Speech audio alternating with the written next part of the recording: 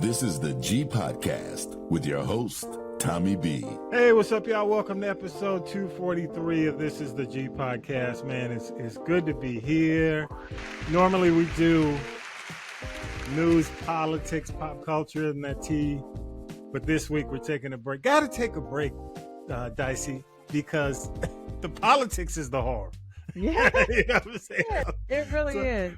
So this is the relief, so taking a break from the madness, having some fun. And I can't believe it's been 7 years that we've done this, because the couple of years we did it with GP3 and, now doing it with the G Podcast. I got to give you your props for putting up with me for 7, my craziness. I've loved it every year, every time. Yes, it's an amazing time. I really appreciate you coming back. And you're still at Dicey Grenor books.com, right? Yes, I have not updated any new books, but I've been putting out a bunch of short stories, a bunch of horror short stories. So, wow. Yeah, it's been. You got to send me links. Are they online, available? Yeah, I mean, I think mostly everything is on Amazon. I can't even tell you the last time I updated my actual website, but quite a few of them that are being published in other anthologies, but they always link to my Amazon. I may not be getting paid from that, but I do support the small press, so I'm good with someone buying straight from them. Yeah. I have been adding those books to my display when I do in-person events, though, so then I sell print copies like that. But I have several stories and other anthologies, and then I've been putting out my own collection of anthologies of horror stories. I have a erotic psycho horror story, for the spike part. I've been putting out a bunch of those in anthology forms because it's just hot right now, and then it's not much of an investment for people. They don't have to read, all of the ins and outs of all of my series, all my full-length novels. They can come in and get a taste in short format and then move on to another story. Good stuff. Yeah. I mean, that definitely, and you talked about it when you sent me the list. You talked about how big 2024 was, or has been to this point, for horror. And horror's just been a hot genre. I mean, it's still, it has its peaks, and valleys. But I think it's getting a lot of really good attention by some good folks and some good work. And streaming is helping. Yeah, would you agree? Well, we talk about it on our podcast all the time. Like, I stay in the theater now, constantly going to the movies. Like, at least once or twice a week, I'm in the theater seeing something that I'm really enjoying. So not just going just because, I want to get a moment in the theater and let me see what's playing. No, like, I'm excited to go because there's something that I've been waiting for to come out. And right. So I was like, man, horror is really trending. And I knew that was the case when I started seeing Brandy, when I started seeing Niecy Nash, Lee Daniels doing The Deliverance. And look, I just saw that Christopher Nolan is doing a vampire. Yes, I just saw the report yesterday. Not the Batman, dude. Yeah, it's like, and then also Ryan Coogler, all that stuff. Ryan Coogler and Michael B. Jordan have a vampire movie coming out too. Yeah, so everybody is coming over. They're like, wait a minute, I want a piece of that pie. I see what's happening with Jordan Peele and Blumhouse, and they're like, give me some of that. That's a good point. And you know what? We were talking about Blumhouse. They just did a study, and nearly half the respondents watch scary movies all year long. Yes. So, out of 3,000 people, a lot of folks said, basically they don't just watch it for Halloween. Mm-hmm. Only 6% said they watch it for Halloween, but the majority said basically they watch it all year long. So, they're doing the right thing. And you know what? I saw the trailer for the Michael B. Jordan movie, and it looks, you can't really, unless you look at the comments in the summary, it's hard to tell that it is supposed to be tied to vampires, correct? Okay. So that's going to be interesting. Go ahead. I haven't seen the trailer. I saw a trailer. I'm going to send you the link of the trailer because it looks good. It looks good. Okay. I know it's going to be good. That's just one of those that's like, I'm going to see it regardless. Yeah. It's like, I don't even need to see the trailer. I'm going. So, yeah. And I'll put the link to that study on the podcast because I think it's interesting for people who really like horror to know, hey, what we watching. I mean, you getting some quality stuff and some crazy stuff, because I got some I need to talk to you about on these. Yeah, you got it. It's crazy. But you know what? I go to the horror film festival, like Houston Horror Film Festival, and a lot of other horror shows every year. Yeah. And man, it is on and popping, like blowing up. Like it has been our thing anyway. Like we're going every year. But to just see, I still run into people that are like, man, I didn't even know this was here, that we were having this. And so it's like doubling and tripling in numbers every year, to the point that the wait list is getting bigger and bigger and bigger. And I make sure I'm in the place. It's a community. I was talking to someone who was in Cabin Fever. Cabin Fever is old. That's an old movie. Well, you know what? There were two of them. The first one was great. The second one, But yeah, you're right. It's a big franchise. Yeah. But the point I'm making is, he said when he goes to these horror conventions, everybody is like, oh my God. And this is a film that other people haven't even talked about in years. But you have a whole community of people that's still excited about his first movie, like years ago. And that's the sort of thing you find at conventions like that. In this particular community, because it is so niched down, that you are really even more with like minds, with people who are into the same things you're into. Good stuff.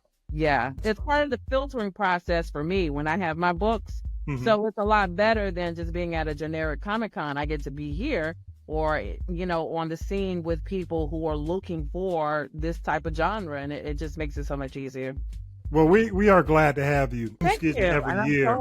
Definitely, you bring credibility to the list. You bring the credibility with this top 10.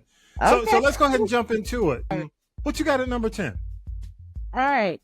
I tried to do these in the order in which I really truly enjoy them. Okay, so I tried to do it. It was hard. And I can imagine, and you know what? I give you props for doing that. It's hard, and if they get mixed up a little bit, that's cool, because good is good. People, go ahead. Yeah. Okay. Let me say also that if this is your first time tuning in to my top 10, I get very animated. I get very excited. This is not a joke to me. Like, I am very passionate about this, so I'm sorry. I'm not sorry, but I'm with you. I'm about to go in. Okay. Go ahead. My number 10 is Trap. Now, Trap is with, drawing a blank on his name.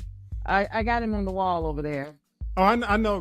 Josh Hartnett. Hartnett. Yeah. Josh Hartnett. Now, I was going to see it anyway, because it's Josh Hartnett. Y'all understand what I'm saying? Like, okay, we go all the way back to Faculty, 40 Days, 40 Nights. That was the movie. Yeah, I'm starting to get confused on the timing. But anyway, I have been a Josh Hartnett fan for years, so I was going to see it.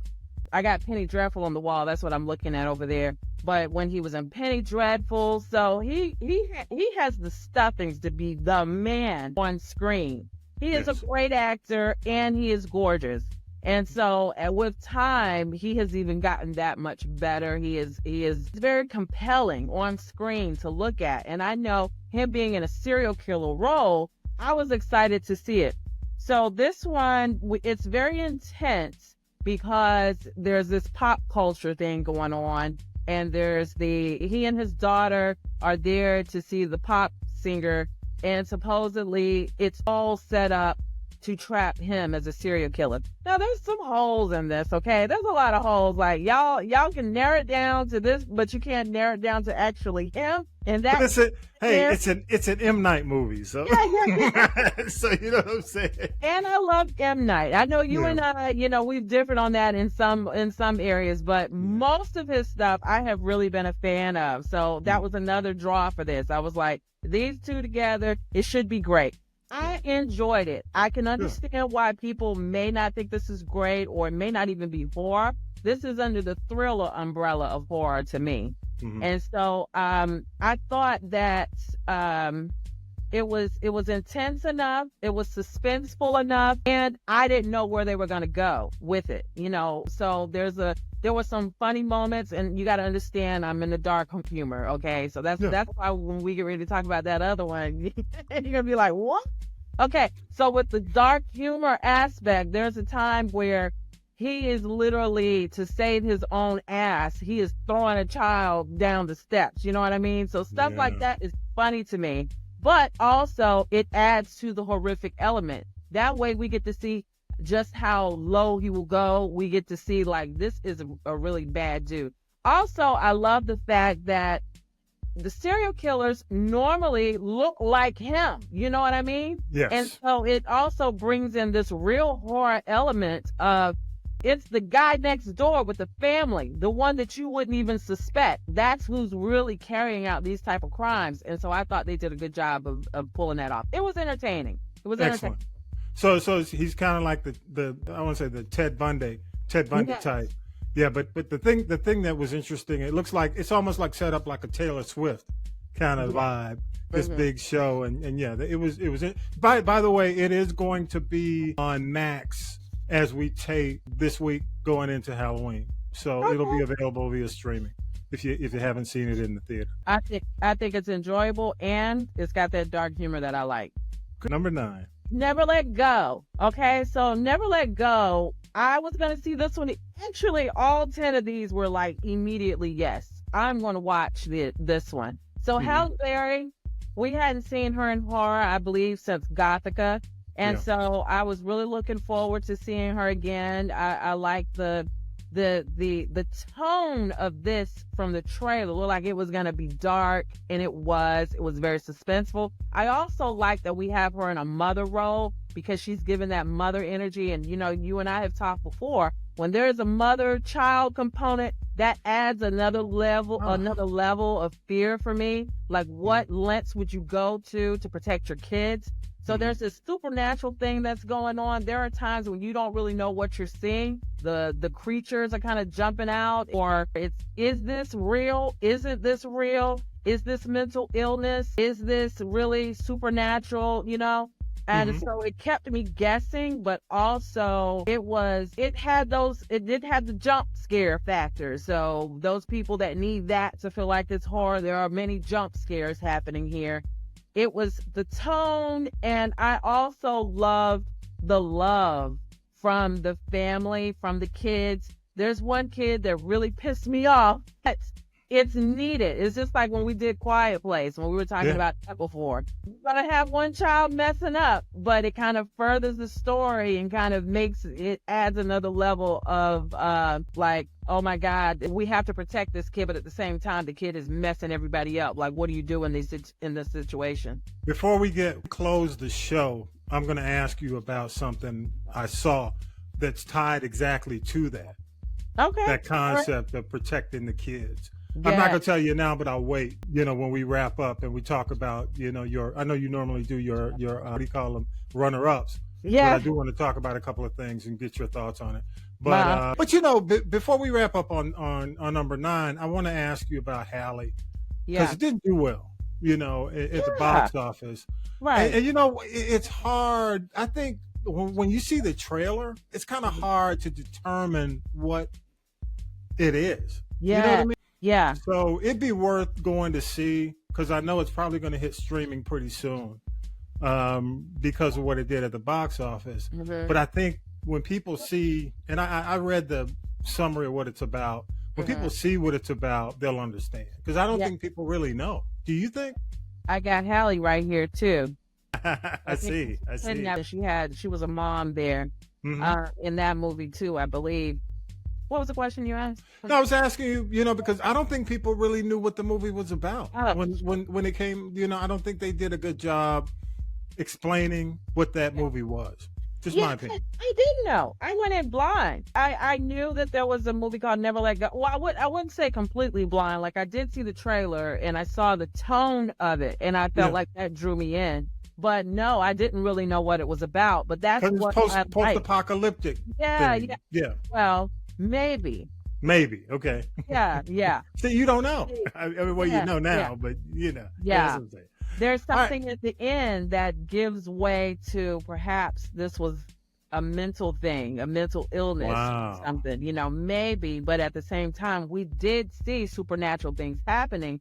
But was it Was it a curse on the family, or was it just through their eyes, through what they saw, how they envisioned it?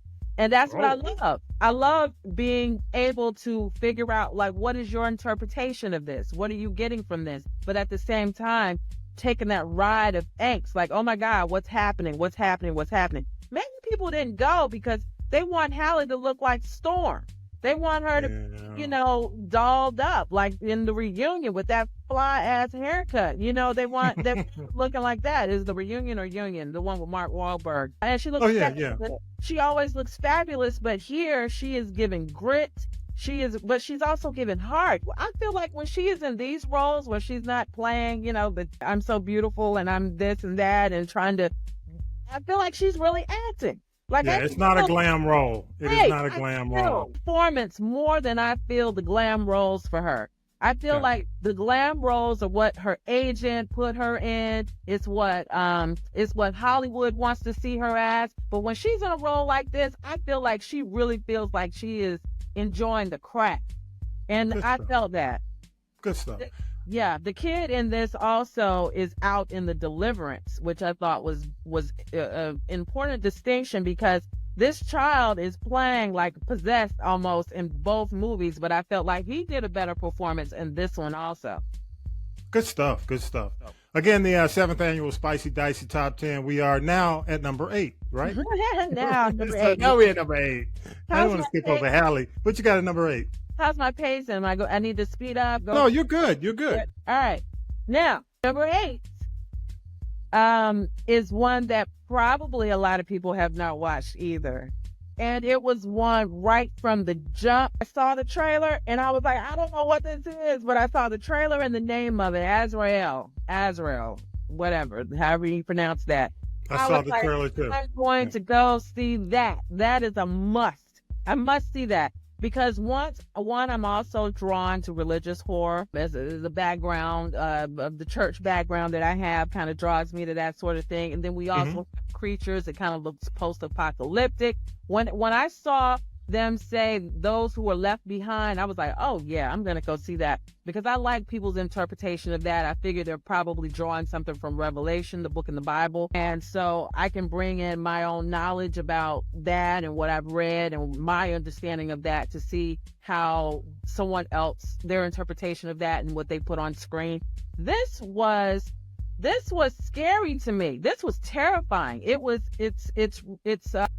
It's filmed in Estonia, and it's like in the woods most of the time. And it is dark and it is eerie, and we have creatures that look like zombies, only they look like they've been burned. They are horrific. Ooh. And so are we living in hell on earth, or what is actually going on? Something is going on, and the whole time you're like, oh, there was a few times I was like, we got creative kills here. I love creative kills. There's a chick, we just got through reviewing this on my podcast. There's a chick on here that she is so badass. Normally, when they portray white women as badass, I don't buy it. I'm like, now, Heifer, you don't let this get away. This. Now, all of a sudden, you're going to get the axe and try to... No, this girl right here, she was a survivor. She was fighting to the death. She had the will to live, and she brought it. And I don't mean like she'd been fighting and dieseled up the whole time, and so she was strong and all that. I mean, she was strong up here. She had the mental capacity, she had the smarts, and she had the will to live that made her such a survivor that she was giving it all she got. She was fighting. And that sounds like What's Next? What's this, the girl in Who's Next with the... They were all at the cabin. Well, not the cabin, but the house in the woods. Yeah. And she was a survivalist. I can see that. Yeah, I can see that. Okay. This girl is a survivalist, and there's a lot of different things that are happening. This is a cult, maybe. All of these creatures are here, but she starts taking people out. She is taking people out, and I love that too. And at the very end, I don't know if you've seen Azrael, but I have not seen it. I have not seen it. Then I don't want to spoil that part for you, but I will tell you, the name is it's a biblical concept, right? Or kind of, sort of. Yeah. But you don't give it up. Don't give the spoiler. This is one I'm going to be hesitant to spoil for you because I really want you to see it. I want you to watch this one and tell me what you think. I will definitely check it out. I want to see it. This is one I want to see. So I'll definitely talk about this one so bad because I wanted people's interpretation of the ending on this one because they leave it kind of open. Like, what do you get from this? And I really hope there will be a season 2. I don't know that there will be. Oh, another important distinction here, an element of this movie is that most of it is mute. So with this cult, they've cut out their tongues or throats or whatever, and so they don't speak. So it's 98% silence. All you hear is it's the pacing, everything about this was so eerie that I really wished it would have, more people would have seen it. But so again, give us the number and the name of it so people can check it out and shoot us comments about the ending. So the number is what number? That's number 8. This is number 8. Azrael. And the name Azrael. So y'all check it out and tell us about what you think about the ending, so I can pass that on to Dicey.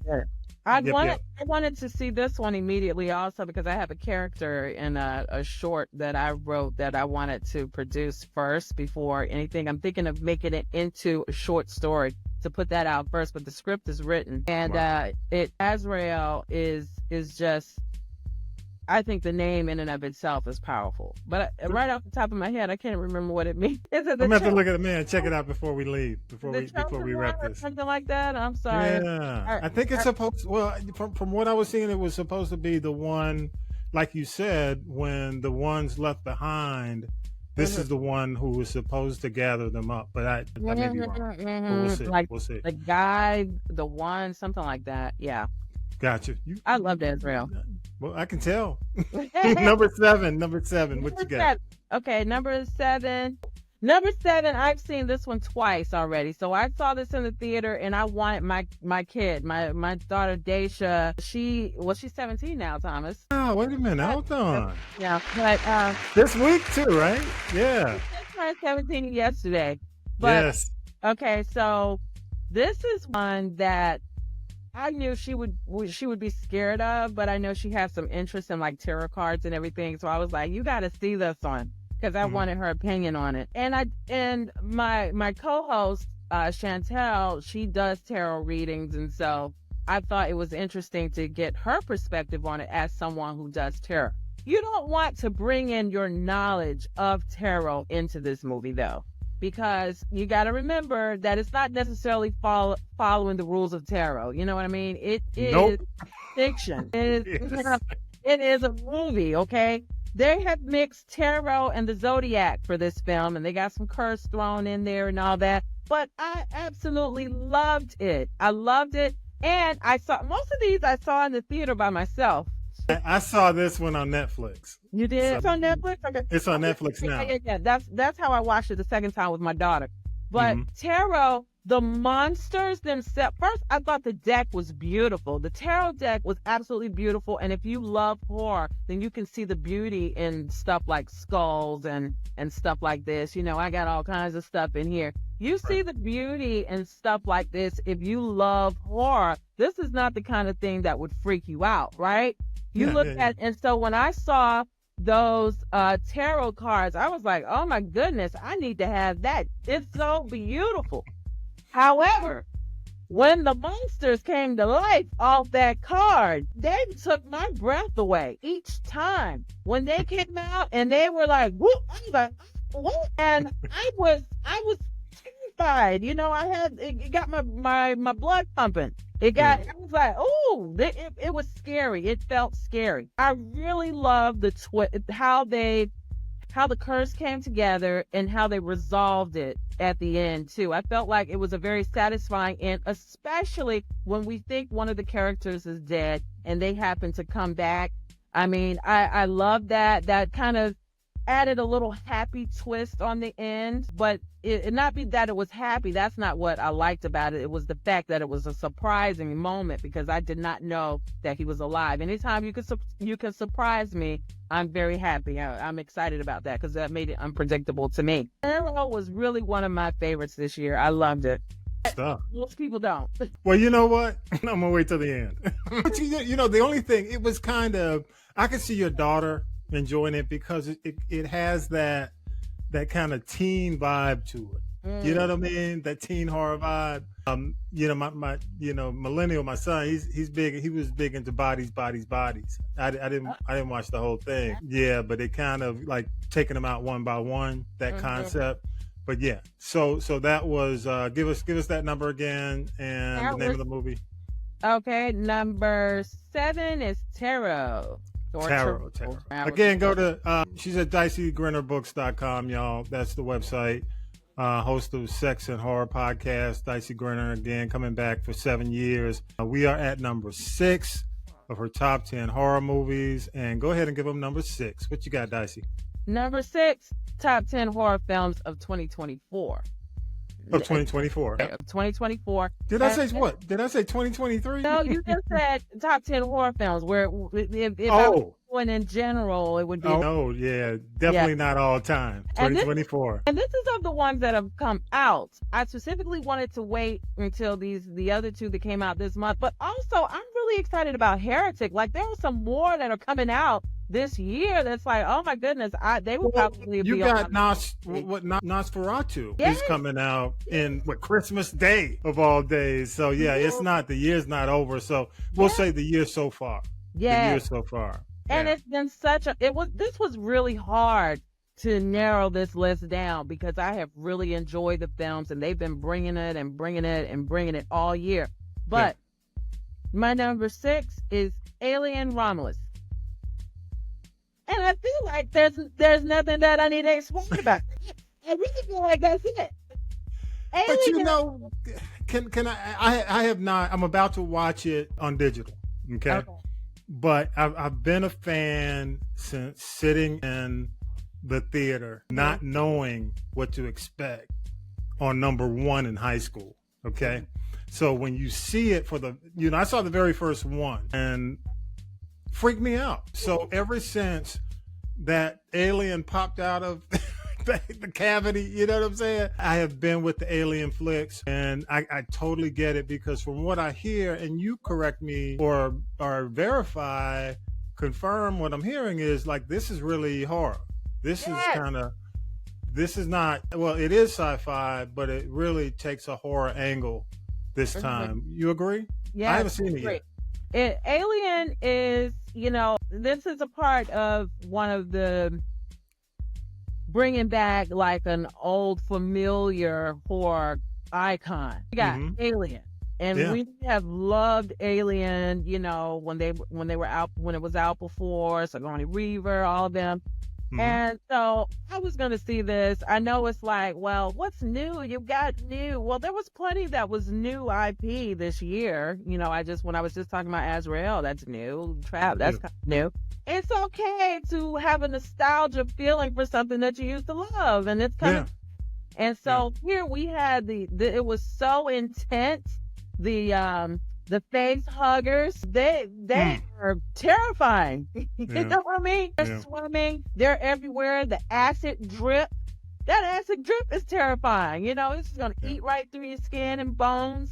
We also have the I don't know what you call it. We have the aliens. I'm not aliens. The robots now. We have, which is very relevant to today. Okay, we know that the robots are here. They're here. This is not just a thought of concept from years ago. We have robots and AI. And so we're actually bringing the nostalgia. We're having a nostalgia, but also living in the present moment with this type of possibility. Yeah. So I felt like that added another layer of horror to it. So we got these creatures that are powerful too and terrifying. And the coming out of the body was, we've seen that before, but the way it comes out is still terrifying. And the creature that came out is humongous. Did you know that was a real person? Yeah. I mean, don't tell me anymore. But I mean, it's a lot of it's out there. I think definitely it's worth a watch. What's the guy's name? The droid this time around. The one, they give him a name. He's the one they wake up. Yeah. Do you remember his name? I don't remember. I didn't write it. Because they have a different droid. They had Michael. I forgot his name, but y'all know it. Y'all, those who have seen it. Yeah. So that is, give us that number and the name, of course, the name of the movie. 6 is Alien Romulus. There you go. And I would say that I love seeing the new characters, the new actors. That way, we can start over with a whole nother generation of people watching Alien. But you know what? I think they just released today that they are working on the sequel. Really? Okay, that makes me happy. I'm glad. Yeah, I think as a matter of fact, as we tape, I saw on a blog that they are looking to get the sequel going. That's so good stuff. All right, y'all. We're halfway through. Top 10 horror movies of 2024 so far. Let me clarify. Again, halfway through number 5. What you got, Dicey? Number 5, and thank you so much. I hope you all are enjoying my list so far. You really can't go wrong with these. I mean, just watch them anyway. Yep. Okay, number 5. You and I have talked about A Quiet Place every time, and so this is day 1. We have Lupita. We got what's his name, Jeffrey, or the dude from Stranger Things. It starts with a J. Jeffrey may not be it. Joseph Quinn. Yeah. And this was so good. It was good. It doesn't have the same surprise element that the first one had, because we've already seen this twice before now. But it still brought something new and fresh, because now we have like a friendship that's being brought into it, and this survival and helping each other. And it's another moral dilemma of like, what would you do in this situation? Someone is dying and they're willing to sacrifice themselves because they're dying and for the greater good, to let someone else live. And so I thought that there was a beautiful element to it also. We have had families before, in the first one we had the family. So they already had a love connection going on and that desire to protect each other. But we have strangers that come together and they bond and they want to help each other, which I think is very beautiful, because most of the time when we see these things that are kind of post-apocalyptic, it's every man for himself. And these people are willing to sacrifice for a stranger. They're willing to look out for a stranger, and I love that element. Quiet Place creatures are still scary as hell. Yeah. But they can't swim. Yeah. Thank God. That's one thing. But go ahead. They've been doing a lot of this, because I mentioned that in Azrael too, where it's mute, and in Speak No Evil, there's mute. So there's now so many where you're limiting the senses, which adds another layer of the horror to it, and Don't Breathe. That was another one where, So in a society or in an atmosphere where you would be making a lot of noise, it's more horrific to be quiet to live, So A Quiet Place is always going to be on my list when they come out, I think, because I think they really bring some heart and soul to it, and fear. Yeah. There was more drama, probably. This was more because Lupita is a great actress. Yeah. Her acting was key, I think, to getting this movie, making what this movie was about. But that's the halfway point. Was that number 5? That was number 5, A Quiet Place, day 1. Excellent. Go ahead. Let's hit number 4. What you got? Okay. Number 4, The First Omen. Now, when I first saw this one, it was like towards the beginning of the year, so I almost forgot about it. But this one and my number 3, I almost forgot. And I was like, wait a minute, I remember seeing some films earlier this year that I really loved. It's just been months ago now, so I had to go back and dig. And I was like, yes, The First Omen was good. Again, nostalgic because we got the Omen coming back. One of my favorites of all time. Yes. The first one, And it was so good. Again, a religious horror. And you have the tone is really dark. The acting I thought was fantastic. I really loved the twist on it, everything that they brought into it. I don't have a negative thing to say about The First Omen. I hope they continue to make those too. We got Damien coming. All of this is just, thank you. Keep bringing it. Keep doing it. I was on the edge of my seat from beginning to end. And I will say better than I thought it was going to be. I did not, because you know what? We've had so many bad sequels in between, from the original and the first few, that I didn't know what to expect when they did this, and I was pleasantly surprised. I'll say that. So let's go ahead and do that one. What was that number again? Number. That's the halfway 4. point. Number 5. Yeah. Yep. And the first Omen. Okay. I want you to go to number 3 because this is the one. Number 3. What you got? Number 3, Immaculate. Hey, let me tell you. I want you to go ahead and say it. I wanted to move from 4 to 3 because these two movies confuse me. You know what I mean? Because of the concept, it's almost the same. That's why it's like when I saw Immaculate, I almost forgot about what the first Omen was about. Yeah. Because I'll be honest with you, Immaculate blew my mind. Yes. Yes. Because I did not see it coming. Yes. I'm going to let you go ahead, and then I'm just going to tell you because... Go ahead.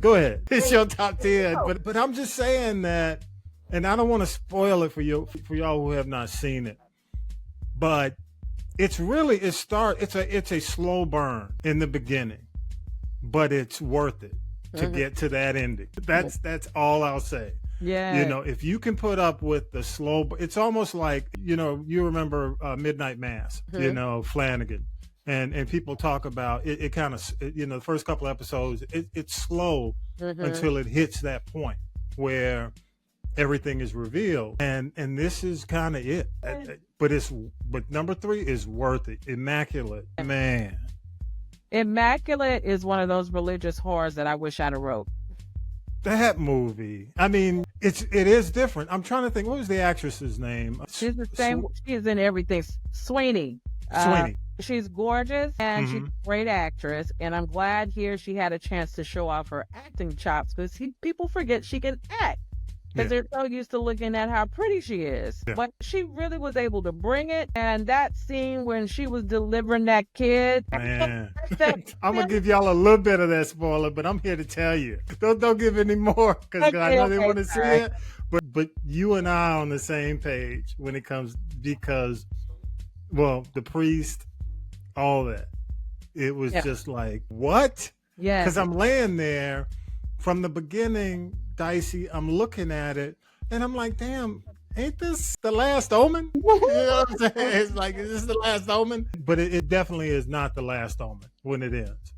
It's amazing to me because, you're right. These are very similar in that they're nuns. And it's a Catholicism kind of focusing on like the birth of Christ or the birth of something, whether that be the Antichrist or the Christ or whatever. In both of these films, we have religious fanaticism, which is horrifying to me. And so the Immaculate Conception story kind of reimagined, it just blows my mind away how they did this, how they filmed this. And I thought it was brilliant. And I know you don't want me to do spoilers on this one, so I won't. But I love this movie. I'm just going to say Sweeney turned it out. She took care of business. I'm going to leave it at that. All right, so what number was that? Go ahead, give it the number. This is number 3, and she's also, you know, like doing comedy. There was that rom-com that she did with Glenn Powell, you know, I think right around the same time. So she is showing some range here. Yeah, so true. Yeah. All right, what you got? Top 2, number 2, the runner-up. Number what you get? 2 is Smile 2. That is the last film I watched. I went to the theater to see Smile 2, and I had the theater all to myself. Wow. And I sat in there. Okay, so I really loved Smile 1. My co-host and I are complete opposite ends of this film. But this one is so... Did your co-host like Smile 1? She like it, yeah. She doesn't she didn't like Smile. And so I went to see this. I went to see Smile 2. She didn't see it. She was like, I didn't like the first one. I'm not going to see the second one. I was really excited about seeing the second one because, again, we got a pop star here like we do in Trap. So there's been a few films out this year that have a pop star and the range, you know, I mean, the platform that they have, I believe, is really good for horror because they reach so many people and you're kind of bringing in a lot of the issues that Hollywood stars have. You got the cameras on you all the time. This also, to me, it was heavy because of Liam Payne. You remember recently he either jumped or fell off of the balcony in Argentina. Absolutely. And One Direction. Yeah, there's One Direction. Pressure from One Direction. Yes, there's a lot of pressure on this fella. He's very talented, but you also got a lot of demons that you're wrestling with in your head. There are at least 30 million people who are affected by his death. At least 30 million, because there's like 26 million that follow him on Instagram. And you go down all of his social media platforms, he is a huge guy that people know. And leading right up to his death, he was still talking to fans in the hotel lobby and hanging out with people while he's there. And then suddenly he's gone. And so this film, I could talk about Smile for a while because, and I'm going to try not to, but Smile is layered because I feel like this is about the transference of mental illness or the transference of trauma, transference of suicide. And so watching this, I felt like it transferred to me from the screen. I was so tense. I was so heavy. I felt the weight of the world on my shoulders when I left that theater. I did not have a good feeling. Now, when I watched number one, I did, which is very different. When I watched Azrael, I did. When I watched Immaculate, Alien Robs, most of these other films, I was exuberated. I was like, yes, that was great. Horror does not scare me in the sense that it scares a lot of people who are not fans of horror. For me, it is like, wow, I feel invigorated. Like, this is amazing. And when I was going through Smile, I was stressed. The actress stressed me out. I felt like I was going through the bowels of hell with her. I felt like, which makes her a really good actress now. But she's also one that I felt like they needed to have a psychologist on set or something to make sure that this girl was okay, because she had to embody this to make the character believable. I believed she was actually going through the process of her mind being taken over and her dealing with this illness or dealing with the stress that has been passed on to her. I felt so weighted down. I had to go get some self-care. I had to go get my nails done. I don't blame you. And all that. I saw number one, and same comment. I mean, not as extreme as your co-host, but I was right in the middle. I didn't think it was bad. I thought it was pretty good. But what I'm hearing about this one is it's more grandiose. It's a bigger movie, so it affects you differently because it's just a big. I mean, Smile 1 is almost like an independent, feels like independent kind of. Very personal, but for this, like you said, I mean, more people, more grandiose, it's bigger in scale. Yeah. So that makes a lot of sense that you would be that tense because so many people are affected at once. Yeah. And I don't want to give it away, but that's what I heard at least in the reviews, some of the reviews.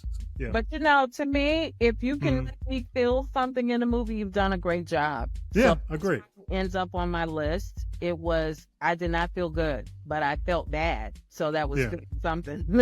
So, there you go. Good job. Yeah. So number two, name and movie? What's the name of the movie?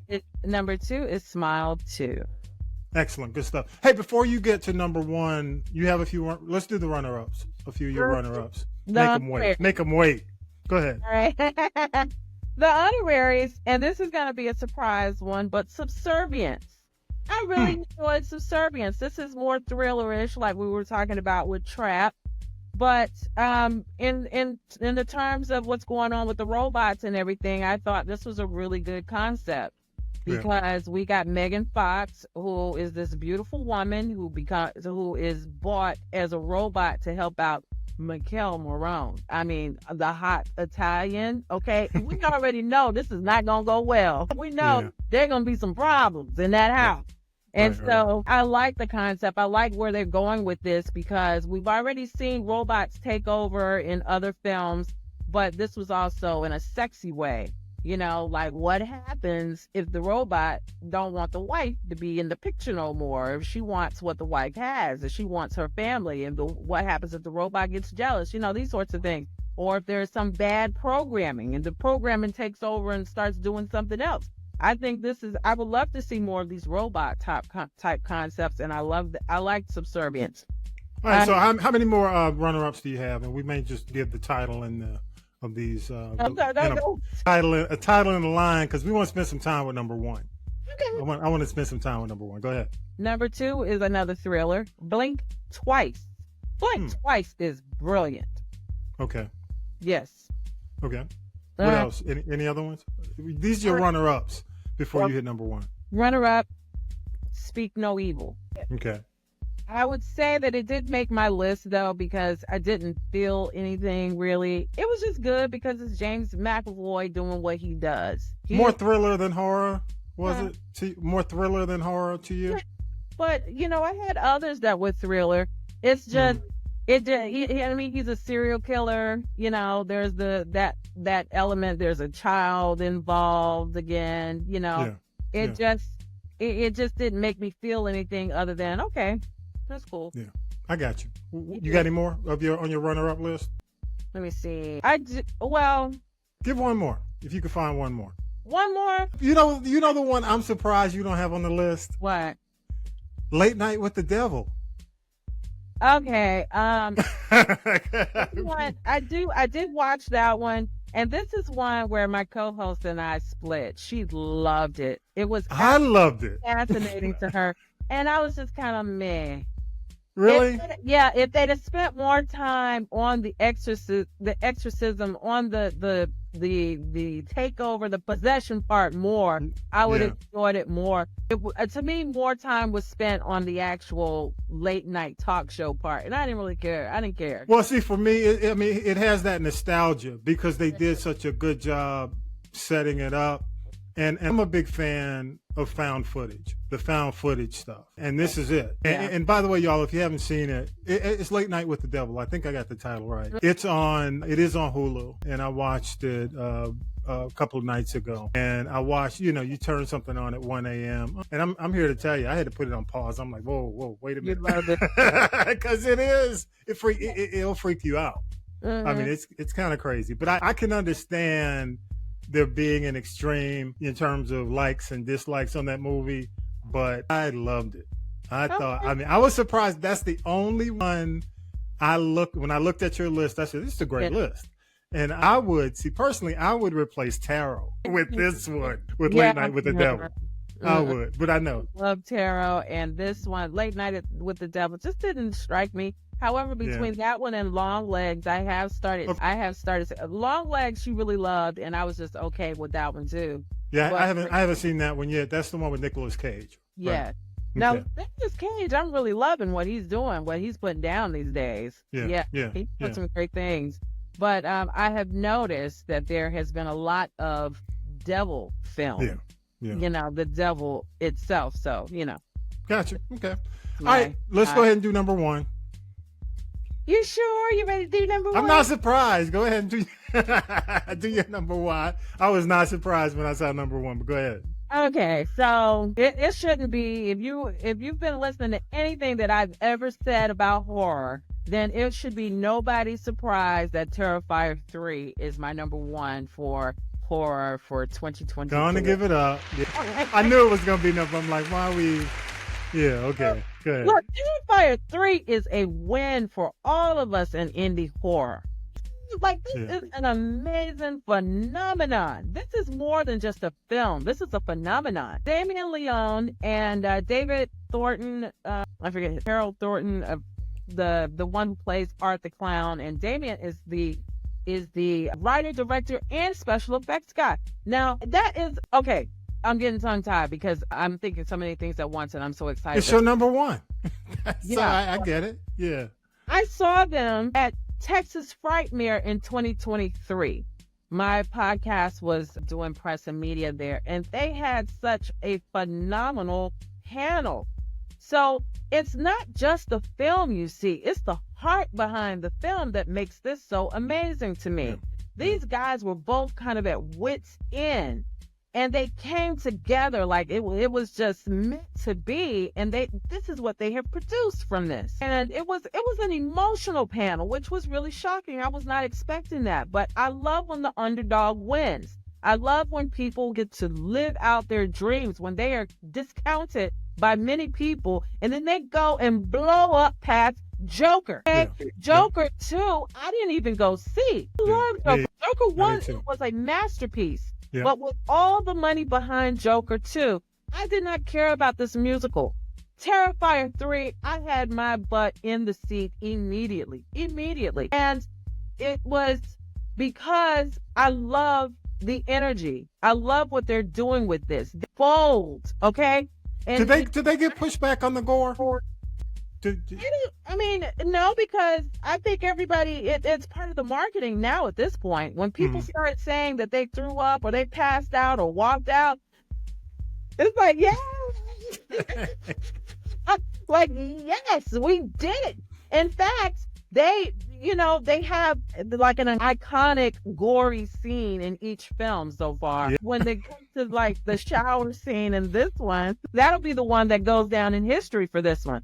But it's like, we are a special group who loves this sort of thing. This is funny. This is not, it's the blood and guts. Like, how much blood and guts can you take? How much violence can you see? And if that doesn't bother you, then you probably would enjoy this. And if that does bother you, then that lets us know we're on the right track. They are deliberately making it as gruesome as they can. They have said, Damien has said, hey, I'm going to do everything I can in this film. Now let's do something even more. Let's take it another step further. Let's go another step further. When they filmed in Terrifier 2, when they filmed the bedroom scene, they filmed it. It took them 5 days to film that scene. Terrifier 2, how long was that movie? I don't remember.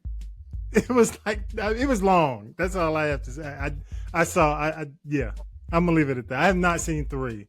Oh, yeah. Okay. Art the Clown has destroyed Christmas, and I love it. And right from the jump, right from the opening scene, you like, oh, he's, you're bold when you're going to start killing kids in the films. And I'm like, yes, bring it. Like, don't tiptoe around it. This is for. It's like the pushback I get because I killed a dog in a book. You know what I'm saying? Yeah. This is not real. Okay, after it's over, the kid in the film and the clown are sitting there smiling, taking pictures. Okay, this is just for thematic effect. It's just the movie. Yeah. So get out your ass and watch it if you love it, or don't. But so stop police what other people are watching. The people that are watching stuff like this, these are not the people that are going out shooting up schools. Okay, this is not where they get this from. This is funny. This is in good humor. This is people just enjoying laughter. I'm in this Terrifier meme group now. I wish I'd have known about it years ago. I just now discovered it. It's hilarious because the memes, it's dark humor. I'm not into slap happy, but this is funny because, and also there's an element to it. Like if you're bothering people, if you realize that people are bothered by something, then we find that funny too. But interesting stuff. He is ripping and running and doing it with a huge smile. And literally ripping and running. Yeah. You said I'm gonna leave it at that. That's your number one. We got a couple more minutes I want to ask you about, but go ahead. That was your number one. Yes. Let's go ahead and give it up for Terrifier 3, number one. For you, Dicey, I'm gonna watch it. I'm gonna try to. Because I saw one part of it, number 2, and I'm going to try to get through number 3. Okay. Thank you again, Dicey, for another year. And before we close, there are a couple of things I want to mention, ask you if you've seen, because I thought they were good, and I was surprised. I did not know that Evil on Paramount was as good as it is. Have you seen Evil? I have seen the first 2 seasons, so I have not watched it since it's come to Netflix, but I was watching it when it was on the original. This is the one with Michael. Yes. Well, I've seen the first 2 seasons, and yes, it is phenomenal. It is great. The final season is on Paramount, and I will tell you, I was surprised. I was surprised how scary. I mean, it kind of puts you on edge. And for the reason why it has the kid, remember the girls, all the girls involved? Yeah. I'm always wondering every episode, please don't let nothing happen. Please don't let anything happen to the girls.